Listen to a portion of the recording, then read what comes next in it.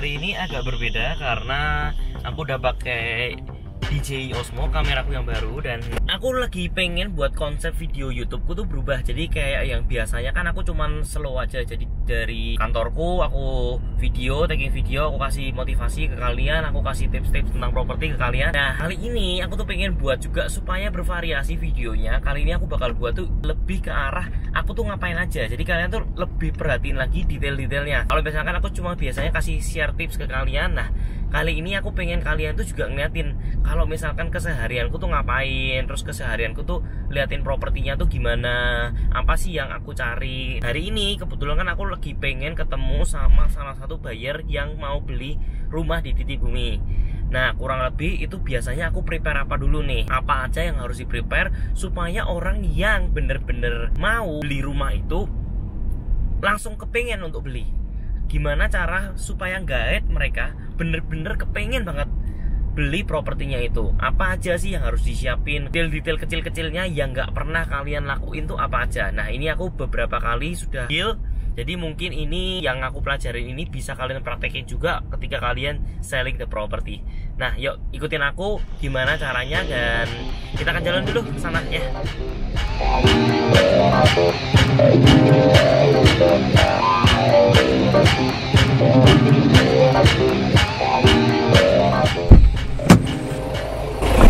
Aku sengaja cari parkirnya yang agak jauh dari mereka. Jadi maksudku tuh karena kan ini kan aku bangunnya itu sebenarnya lebar jalannya itu nggak terlalu besar. Ini kurang lebih cuman sekitar 5 meter persegi.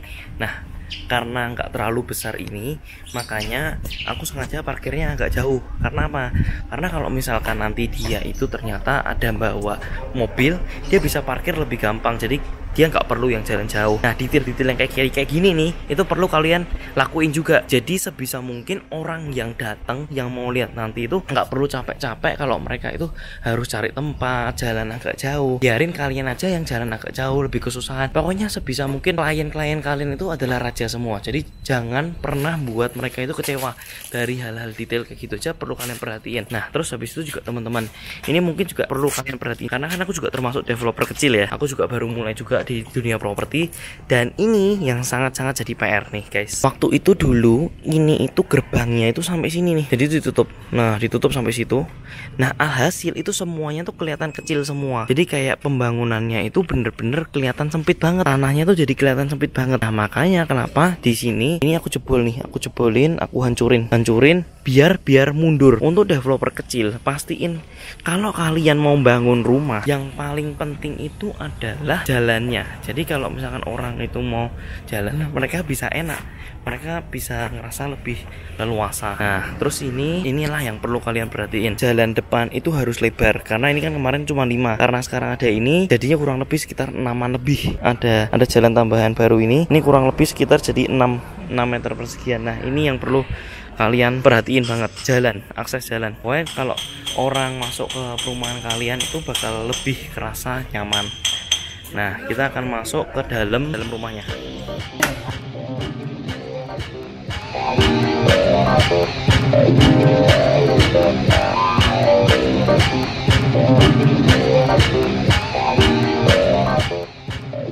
Nah, tadi itu mungkin adalah cuplikan dari first class property pembangunan titik bumi pertamanya kita. Ini rumah pertama kita yang kita buat, dan kalau kalian pengen lihat detail-detailnya setelah dipasang furnish itu ada di videoku yang sebelumnya, review rumah titik bumi. Nah, yang kali ini kan rumah ketiga yang sebenarnya belum ada pembelinya, ya kan? Tuh, belum ada pembelinya. Karena belum ada pembelinya dan beberapa part itu masih belum jadi. Nah, kita pengen ini tuh bener-bener dibersihin dulu sampai bener-bener jadi, baru kita pasang furniture. Karena kalau enggak, furniturnya itu bakal kotor. Nah, jadi otomatis kita itu kurang lebih tanggal 20-an baru ini kan bener-bener jadi. Nah, nanti tanggal 21 itu baru kita masukin furniture, dan tanggal 25 kita masukin detail-detail kecilnya. Seperti apa? Piring, gelas, wine, alkohol, terus karpet, apapun itu, bantal-bantal mainan gitu.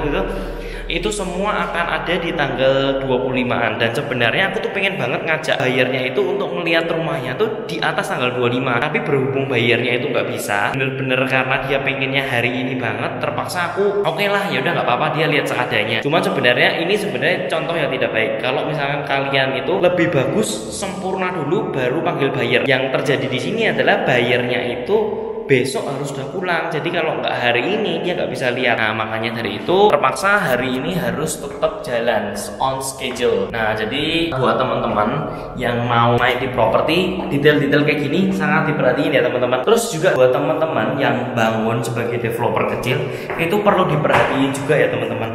Jadi ini kan aku ada pembangunan kayak gini. Ini kamar nomor 3. Tadi kan di bawah ada 2. Yang ini kamar nomor 3 dan kamar nomor 4-nya tuh yang ini. Jadi dia tuh bener-bener bersebelahan banget. Nah, yang paling penting itu adalah ketika mereka bersebelahan jangan sampai pintunya sana itu bener-bener setara. Jadi kalau menurut Feng Shui Cina ya, terserah kalau kalian percaya atau enggak. Kalau menurut Feng Shui itu kalau misalkan pintu saling berhadapan itu sangat tidak bagus karena rezekinya bakal masuk dan akhirnya keluar lagi, itu sangat tidak bagus. Jadi kalau bisa dikasih spare itu agak miring dikit, agak miring ke sana dikit, nah itu boleh nggak masalah. Yang membuat kita ini oke banget itu karena dia ada spot ininya loh guys. Setiap kamarnya itu ada jendela yang super terang. Nah ini penting banget buat developer seperti kalian yang kecil-kecil juga. Ini jadi salah satu pertimbangan kalau orang sekarang itu nyari properti yang selalu jendelanya itu yang besar. Karena apa? Karena seperti biasanya kita itu pengen kalau kamar kita itu bener-bener jendelanya itu terang banget. Kalau kamarnya kita kecil, jendelanya kecil, itu wah jelek banget lah kamarnya. Even kamar besar pun kalau jendelanya kecil itu juga nggak bagus. Jadi paling tepat mau kamarnya kecil atau besar, jendela ini harus tetap besar. Karena ini adalah nilai jual yang paling tinggi. Even sekarang kalau kalian masuk ke developer besar-besar ya, semuanya itu bukan pakai tembok lagi, pakai kaca semua. Nah ini ya next project mungkin kita akan pertimbangin untuk semuanya pakai kaca. Nah sebenarnya dari dulu itu aku pengen banget pakai kaca, cuman orang tua aku tuh sering ngedoktrin aku kalau misalkan pakai kaca itu gampang dibobol, gampang kecurian. Which is kayaknya kalau zaman sekarang itu nggak segitunya kali ya, nggak sampai segitunya karena kan sekarang juga semua kafe-kafe juga semuanya pakai kaca-kaca. Nah di zaman sekarang yang udah kaca-kaca gitu ya bisa dibilang sekarang Indonesia jauh lebih aman lah, jauh lebih aman, jauh lebih tentram dan itu sangat-sangat perlu diperhatikan juga. Nah sebentar lagi kita sambil menunggu, kita akan review-review dikit ya sambil nunggu bayarnya datang, karena bayarnya itu datangnya emang sengaja aku kasih spare waktu 15 menit, aku datang lebih awal. Nah buat apa tujuannya? Buat aku prepare hal-hal kecil. Kalau biasanya furniture udah masuk, AC udah masuk, sebelum mereka datang itu 30 menit sebelumnya aku udah datang ke sini, aku nyalain AC biar mereka duduk di sini itu bener-bener kerasa dingin, nyaman. Jadi kalau misalkan ada apa-apa mereka bisa nyantai, duduk-duduk gitu. Nah aku juga sediain minuman juga, mereka bisa lebih nyantai juga. Nah ini bagian balkonnya ya guys. Jadi rumah itu paling penting juga harus ada balkonnya. Aku sengaja kasih balkon di bagian ruang tamu yang kamar orang tua yang paling besar. Nah terus habis itu di sini juga ada satu lagi, ada ruangan juga buat kalian. Nah di sini rencananya ini bakal aku kasih penghijauan. Nah jadi penting banget, ini aku belajar banget dari developer propertinya Agung Podomoro. Kalau sekarang itu orang tuh suka banget namanya properti yang hijau-hijau. Nah ini bakal aku jadiin penghijauan juga, kasih rumput sintetis. Bawahnya pun juga nanti aku kasih rumput sintetis. Nah itu kalian bisa lihat ya, di bawah itu bakal aku kasih rumput sintetis juga. Jadi supaya kelihatannya tuh hijau, karena di zaman sekarang kehijauan itu sangat-sangat susah didapatkan. Nah karena dari itu kita harus bikin penghijauan itu adalah nilai yang tinggi. Nah nilai yang harus dikasih ke mereka, added value yang harus ke mereka. Sebenarnya kalau jual rumah tuh sebenarnya simple sih, yang penting adalah desainnya bagus, dah itu number one. Even kalau kalian luasannya kecil apa segala macam, tapi kalau misalkan desainnya itu bagus banget, dah top lah kalian. Karena ya kalian kita pikir lagi ya, semua rumah itu sama aja, kotak-kotak itu buatannya dari Hebel, yang membedakan apa? Ya desainnya aja gitu loh.